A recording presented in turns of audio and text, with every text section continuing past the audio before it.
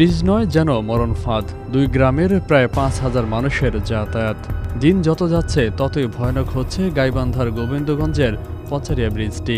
৪ বছর আগে বন্যার পানির প্রচণ্ড চাপে ভেসে গেলেও এখনও সেখানে নতুন ব্রিজ নির্মাণ না হওয়ায় প্রাণের ঝুঁকি নিয়ে বাঁশের তৈরি ব্রিজে চলাচল করছেন গ্রামবাসী ও স্কুলগামী শিক্ষার্থীরা। ব্রিজটি ভেঙে গিয়েছে, এই কারণে আমরা বিদ্যালয়ে যেতে পারি না, একটু ভয় করি। বিদ্যালয়ে যেতে সমস্যা হয়, আমাদের পড়াশোনার ক্ষতি হয় এবং আমি চাই যে সরকার যেন আমাদের চলাচলের জন্য সুবিধা করে দিতে পারে।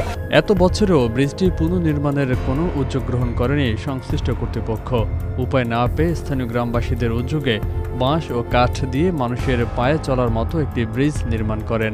2020 সালে আমাদের এই ব্রিজটা ভেঙে যাওয়ার পরে বাচ্চারা ভালোভাবে স্কুলে যাইতে পারে না। সরকারের কাছে আমরা অনুরোধ করতেছি তাড়াতাড়ি জানি এই ব্রিজটা নির্মাণ করার। এলাকার মানুষের দুর্ভোগ লাঘবে সরকারের নিকট নতুন ব্রিজ নির্মাণের দাবি স্থানীয়দের। সমস্যা ভয় দিয়ে ছোট ছোট বাচ্চা যাবারই চায় না, বাপ মা আগে এসে মনে করেন পার করে দেওয়া লাগে। ব্রিজ সরকার দ্রুত মধ্যে ব্রিজটা যদি কমপ্লিট করে দেয় সরকার আমাদের খুব ভালো হয়। আমাদের এইখানে একটা স্থায়ীভাবে ব্রিজ নির্মাণের জন্য বারবার তাদের কাছে ধর্ণা দেই, তাদের কাছে আবেদন করার পরে এই ব্রিজের কোনো শুরু হয় নাই। নতুনভাবে পাকা ব্রিজ নির্মাণ করা না হলে যে কোনো মুহূর্তে বাঁশ কাঠের তৈরি জরাজীর্ণ ব্রিজটি ভেঙে বড় ধরনের দুর্ঘটনা ঘটতে পারে বলে আশঙ্কা করছেন স্থানীয় হাই স্কুলের এই প্রধান শিক্ষক।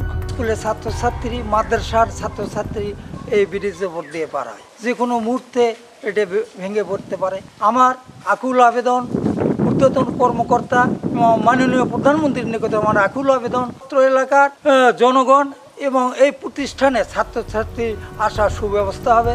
এ বিষয়ে গোবিন্দগঞ্জ উপজেলা নির্বাহী অফিসারের নিকট জানতে চাইলে তিনি অতি দ্রুত ব্রিজটি তৈরি করা হবে বলে আশ্বাস দেন।